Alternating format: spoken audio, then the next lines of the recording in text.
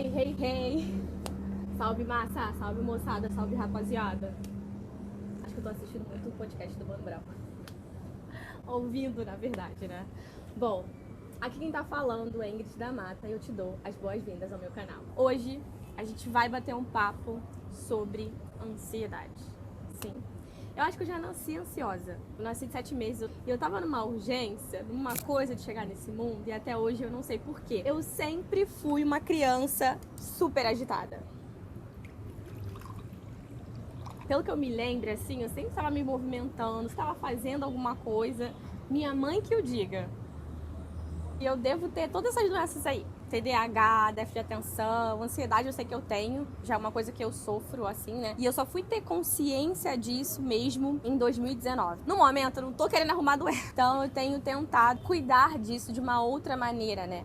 Tem outras coisas na minha vida que estão acontecendo agora. Eu acho que até pra gente enfrentar uma questão de saúde mental, fiz terapia, enfim, fiz várias coisas já. No momento, eu cuido da minha ansiedade de uma maneira holística, né? De uma maneira mais alternativa. E também fiz métodos tradicionais, como a terapia. Mas enfim, esse vídeo não é pra falar sobre mim, né? Sobre eu em si. É pra falar sobre a ansiedade. Como eu disse anteriormente, a primeira vez que eu tive consciência de que eu tive uma crise de ansiedade foi em 2019, né? Eu tava no mestrado, eu tava terminando o mestrado e era assim, foi um momento muito difícil na minha vida e eu fiquei passando muito mal e eu não tava entendendo por que eu estava passando mal. Eu não entendia por que eu tava sofrendo aquilo, todas aquelas alterações, né? Eu tava correndo muito pra entregar a tese, eu tava trabalhando e eu tenho um relacionamento e eu tava num outro país, né? Eu tava longe da minha família. Eu acho que aquilo, tenho a certeza de que aquilo me afetou muito emocionalmente. Até hoje eu não tenho muita noção do impacto. Eu já vou deixar aqui um beijo pra Rosane, que é uma amiga, ela é enfermeira da USP, ela também é terapeuta holística e fitoterapeuta,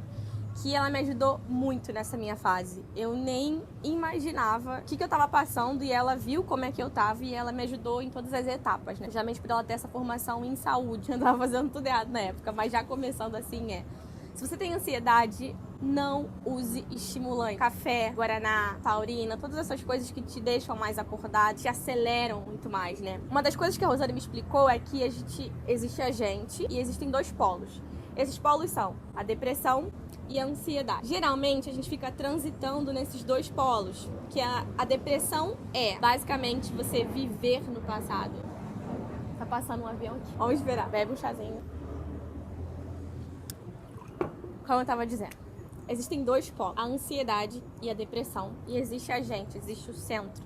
E geralmente a gente fica transitando nesses dois centros. A depressão é a gente viver no passado, é a gente sofrer pelo passado, a gente remoer o passado.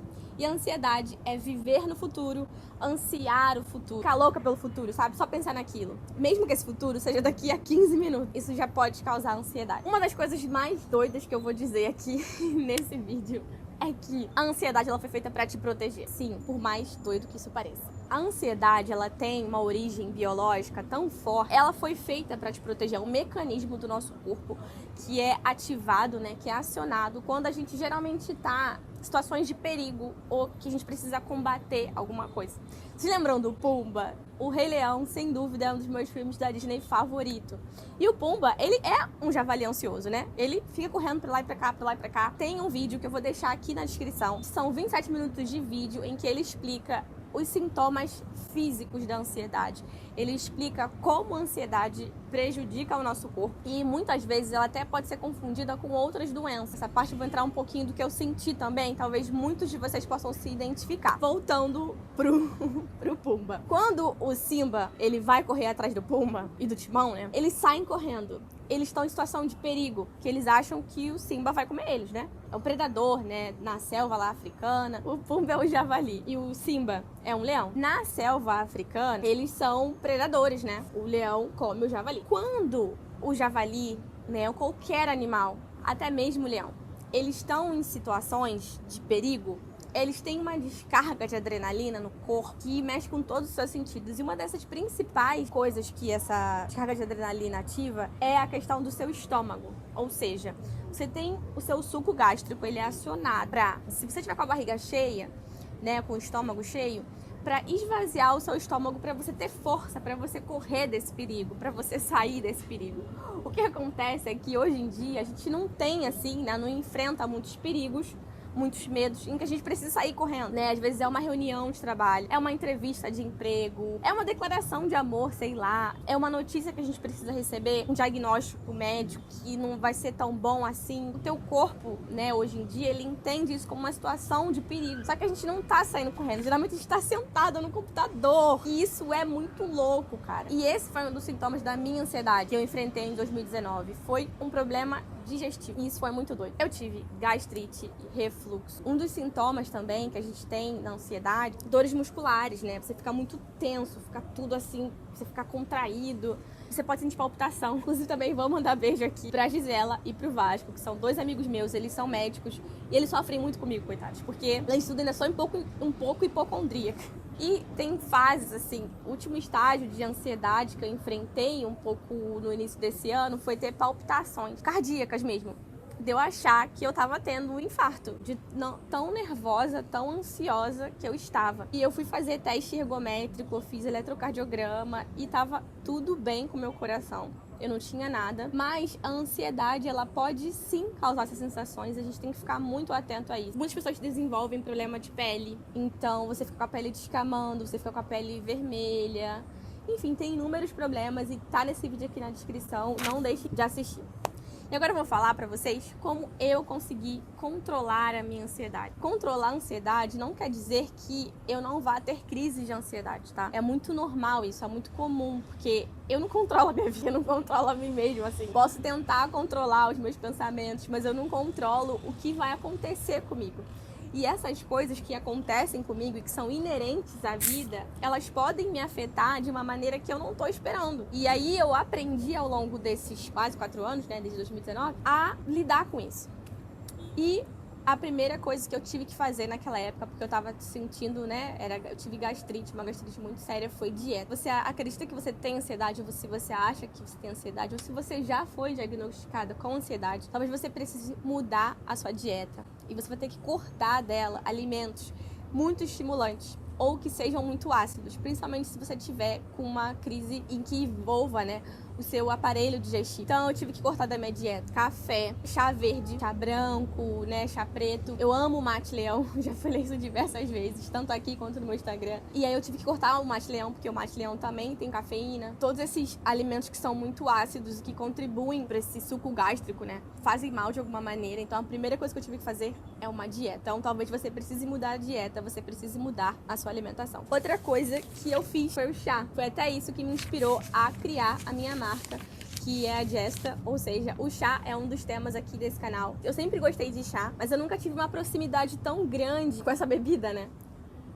Depois que eu tive a ansiedade, porque o chá, ele foi usado no meu tratamento fitoterápico. Além de usar óleo essencial, de lavanda, pra eu ficar bem calma e tudo mais, eu usei também chás, né, blends totalmente feitos para que eu ficasse calma. Ou seja, ao invés de tomar café de manhã, eu passei a tomar chá de manhã. Então eu tomava chá ao longo do dia para me manter calma, para conseguir ficar mais tranquila, não prejudicar, né? Tipo assim, imagina que você já esteja ansiosa por qualquer motivo. Como o café, ele é um estimulante, quando a gente toma café, essa sensação de ansiedade, ela vai ser muito maior. Então, um chá que não contenha cafeína pode fazer muito bem para você. A outra coisa que eu tive que fazer foi meditação. Tive que aprender a meditar. Tem várias técnicas de meditação e de respiração pra gente fazer, pra conseguir se colocar num estado mais baixo, uma frequência mais normal, né, pro nosso centro, como eu falei aqui. Então eu tive que usar a meditação, usar a respiração, tirar pelo menos 10 minutos por dia, ou até mais. Eu tentava meditar pelo menos 10 minutos de manhã e 10 minutos antes de dormir. Esse era, assim, meu objetivo na época. Tive que aprender a dormir, tive que reaprender a dormir também. Uma das coisas que nessa crise de ansiedade me afetou, e hoje em dia eu também consegui controlar, foi o meu sono. Eu não conseguia dormir